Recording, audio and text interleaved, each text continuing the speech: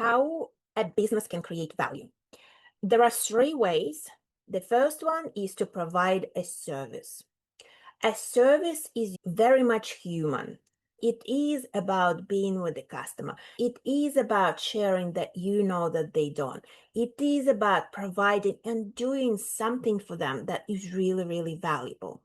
In this case, the resources go into human capital, the human capabilities of the business. And an example is an accounting firm, because they have to go to clients, they have to understand them, because they do stuff for the clients.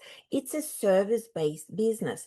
But in service-based businesses, it's very hard to maintain margins if you're providing a service that is same as what everybody else on the block is doing. An accounting firm is a classic example. There are so many of them, and all of them provide similar services. All of them telling you that they will have a look at your numbers, and the business is saying, okay, when I'm ready and I'll go and do that, I'll have a look at all these accounting firms, I price them all, and I'll find the one that charges me the less, because the services seem pretty much the same, and the value proposition is pretty much clear.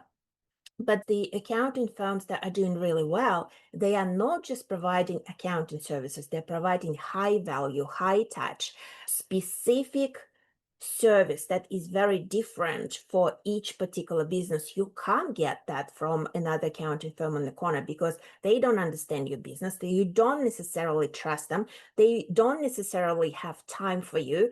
And if you do have a problem that needs to be solved, like a bank loan needs to be signed off, you need to get things done quickly, but not just quickly, in the right way. If you want to attract investors, you want to make sure that your numbers are presented in a way that really shows the opportunity for those investors. If you need to go through an acquisition, and if it's a small business and you can't afford one of bigger M&A services, where do you go? You go to somebody who can look at your numbers, who can understand your numbers, who can understand the numbers of the business that you're going to acquire, who can understand what the synergy between the two is going to look like, and what are the gains, and what is going to be return on your investment, and so on and so on. And it's just an example of an accounting firm. I can give you an example of, let's say, a recruitment service. Same thing. How do I choose the recruiter if paying the recruitment fee makes total sense to me, because my time is more valuable and I can't be running around trying to find a person. However, I know that you can't build your business with mediocre teams. So it pays to actually go and look for amazing people, and you need help with that. So a recruiter who tells you, I've got a candidate, yes, you're going to go with them and you're going to listen to them. But if the recruiter is just bringing you anyone that they can find, then they are just the same as everybody else. If a recruiter brings you someone who you know is going to be the exact mix of qualities and capabilities and the character, and who's going to fit the culture, it's a very difficult match to find. But if you find that, this person can literally double or triple your business only because they bring in the right energy and the right capabilities they didn't have before. So that's two examples for services business. So services businesses are very much human. So the only way to really make money is not to compete in a commoditized space, because then you're working with a thin margin. And the only way to make money is to produce volumes. But anything that is service that is working in the volume space, the time for that has passed, because now with AI, that space is going to be automated pretty quickly, because AI is going to be so much faster. It's going to have perfect memory. It's going to be working 24 hours a day. So right now, it's going to be the world where it's probably not where human can actually compete. So it's really that high ticket, high value space where the service firms will actually excel. The second type is products.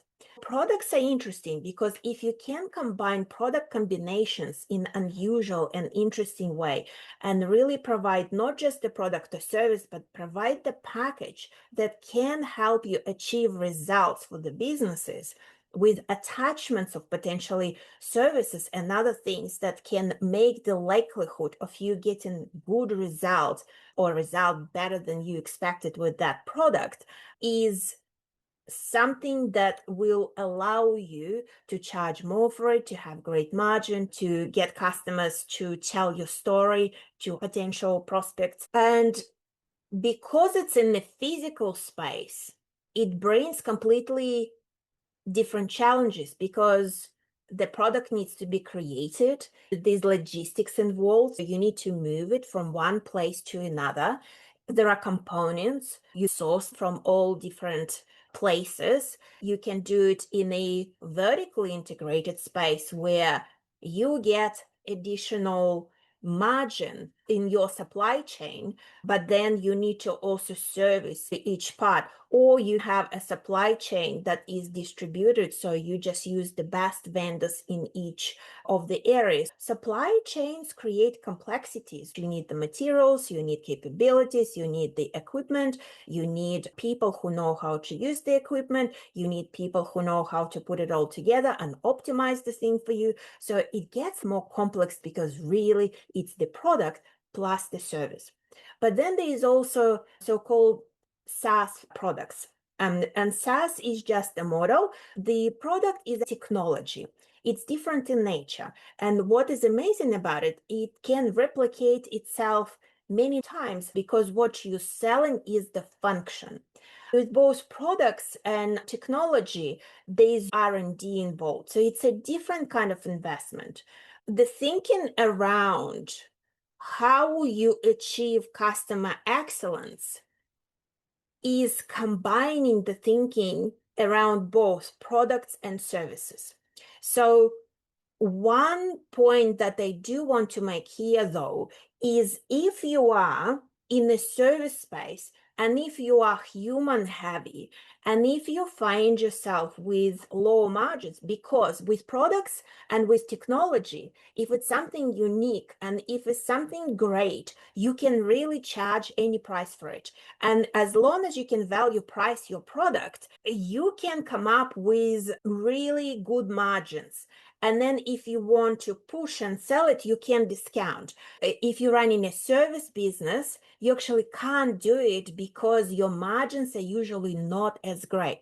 So the way to create those margins for a service business is to productize some of the services, create a product, and add technology to deliver some of those services on autopilot. So there's really only two ways to raise the margins. And the two ways are productize anything that is human delivered, but in a way that it remains human. And the second way, create high ticket, high value offering that your customers can't find elsewhere. If this helped you see how you deliver value in your business differently, you'll love what's next.